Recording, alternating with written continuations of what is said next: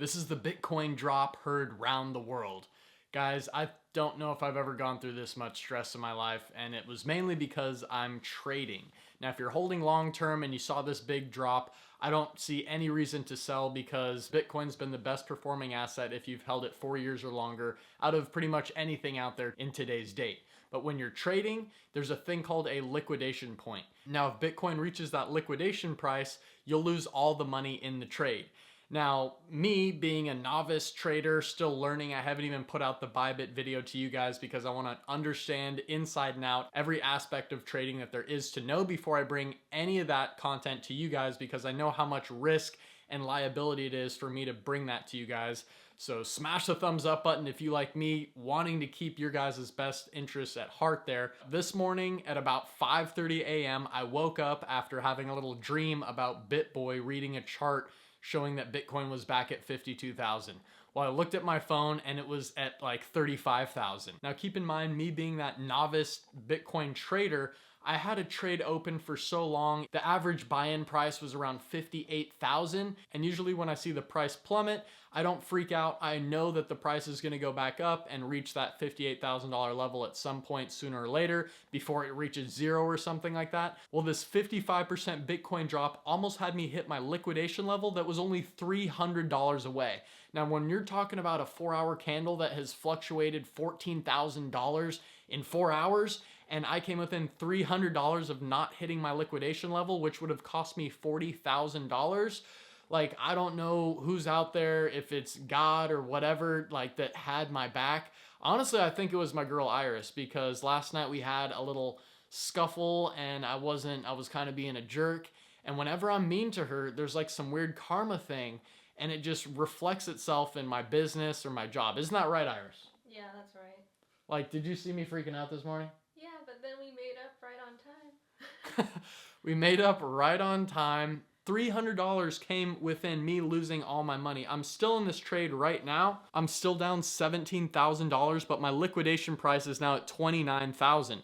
Now, the way I actually saved myself was, and I've done this one other time before, is that when it gets down to that lower price, the only thing you can do is actually lower your leverage. Because you're trading on leverage platforms, you can put in $100 and put it at a 10x leverage. That means you have the ability to play with $1,000.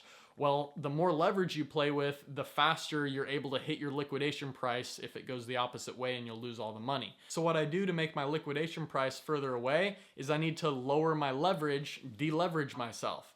So actually, I was already at like a 1.2x, so I was hardly even leveraged, but I needed it to get down to a 1x. So I went in, I saw the price was at like 31,000 at this point at like 5:30 in the morning. I bought $15,000 more in Bitcoin. I was like, you know what? It's probably going to go up from here. It can't go down too much further. All the charts out there are depicting this is not the end of the bull run. So I bought in and I put that money into the trade, and I was able to lower my liquidation level, and I still have like $8,000 more that I can buy at to help me lower that even further if we get down to the 30,000s, the low 30,000s one more time. So I'm still in this trade. I did not want to cap out and just sell my losses, but that was the ultimate stress test. I know a lot of you guys felt that stress this morning, and the bull run, as far as what everyone else is saying, is not over. I was watching the BitBoy live stream today, and he was talking about how there was coordinated insider trading FUD, and we've already started to notice this stuff, the stuff about Elon Musk randomly saying Bitcoin's not environmentally friendly, Binance having a problem with the SEC, China saying for the 5,000th time that they're not allowing Bitcoin to be traded or whatever. All these things came right at the same time, and they weren't things that were fundamentally really bad about Bitcoin in general. They were just random stories that made the mainstream puppeteers be able to make everyone freak out and just drop it like that. A couple days ago, they were saying, we're going to drop this price. We're trying to take out one big whale and get him liquidated, make him lose all his money.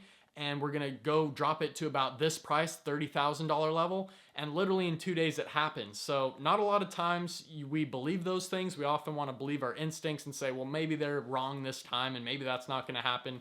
But yes, indeed, it did happen. The Wyckoff trading pattern that everyone's been talking about played out exactly down to the price point it was supposed to hit. The giant head and shoulders pattern that was playing out on Bitcoin for the longest time fell down and hit its target. So we saw a V-shaped recovery from there, and I don't think we're going to be coming back down any further. But if we are, I'm not losing this trade. You know, the next huge level of support is going to be 18,000, but I don't know how many people are going to let it go there. We're going to see it at those low prices and people are going to buy it up. That's going to be lower than where Elon Musk bought in. You saw him start the whole controversy, which pretty much led to the fear, uncertainty, and doubt, which crashed the market with the Bitcoin environmental problem. But we came right down to where he bought in the first place. So I don't think the mainstream and these big undercover guys are going to let it go down where the richest man in the world has bought it.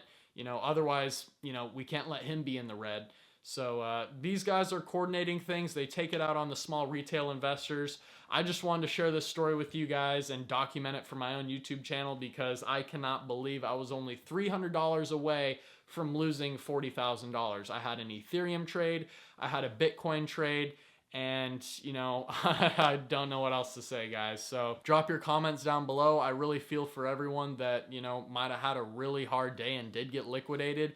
But this is a huge learning lesson. The price is already back up to about $40,000 from where it hit $29,800. Again, after I put in some money, my liquidation was at $29,500. Let's look for a crazy hot summer. I don't see the summer being a bear market for crypto. This is usually when things really start popping off, like we saw last year in 2019 with the DeFi summer, where all the decentralized finance cryptocurrencies started just popping off.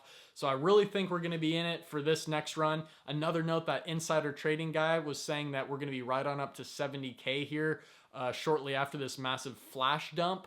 So we'll see how it plays out. Drop your comments down below. Subscribe to the channel if you want to hear more crazy stories that are sure to come up, and learn through my tutorials on how to buy and sell different crypto assets. Thanks a lot, guys. Peace out.